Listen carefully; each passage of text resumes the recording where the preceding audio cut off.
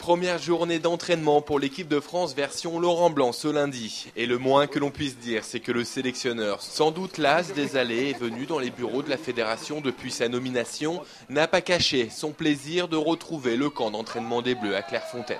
C'est vrai que le château a bien changé, même si d'aspect extérieur il n'a pas beaucoup évolué, mais je peux te dire qu'à l'intérieur, je ne sais pas si vous avez l'occasion de le visiter, il a vraiment beaucoup changé par rapport à ne serait-ce que notre époque à nous. Il s'est bien sûr amélioré, puisque bon, il offre un confort qui est à mon avis supérieur à ceux que l'on a connus. Bon, c'est toujours un réel plaisir, et puis c'est vrai que ce matin, en enfilant le survêtement, le t-shirt bleu avec les couleurs bleu, blanc, rouge et un certain animal sur la poitrine, bon, on prend conscience qu'effectivement, ça y est, ça commence. Et pour ce premier rendez-vous avec les 22, aux accents de rentrée des classes, 2 consignes ont été données aux joueurs par le sélectionneur, en particulier vis-à-vis des petits nouveaux qui, on le rappelle, forment le gros du contingent qui doit se rendre à Oslo mercredi. Comme j'ai dit aux joueurs ce matin, c'est un lieu que vous découvrez pour certains, mais il faut que dans votre mentalité, vous vous dites que c'est chez vous, quoi.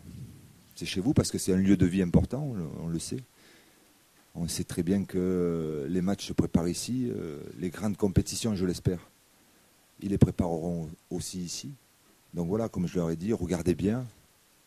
Et puis une fois que vous avez connaissance des lieux, essayez de vous l'approprier parce que ça doit devenir chez vous. Les Bleus s'envoleront mardi matin pour Oslo et Laurent Blanc récupère un groupe aux états de forme hétérogènes.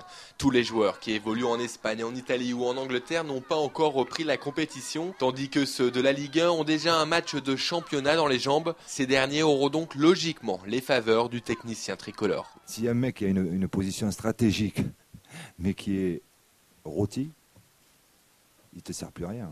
Je pense que quand même dans le domaine du sport, la notion athlétique, physique a un rôle déterminant. Et c'est pas contre les Norvégiens qu'il va falloir flancher de ce côté-là, même si je pense qu'à ce niveau-là, on va être vraiment soumis à rude épreuve, puisque j'ai regardé encore les Norvégiens jouer ce matin. Ils basent pratiquement tout leur jeu sur le physique, quoi. Mais c'est vrai que les joueurs qui seront appelés à jouer 90 minutes, c'est plutôt des joueurs qui ont quand même déjà repris le championnat.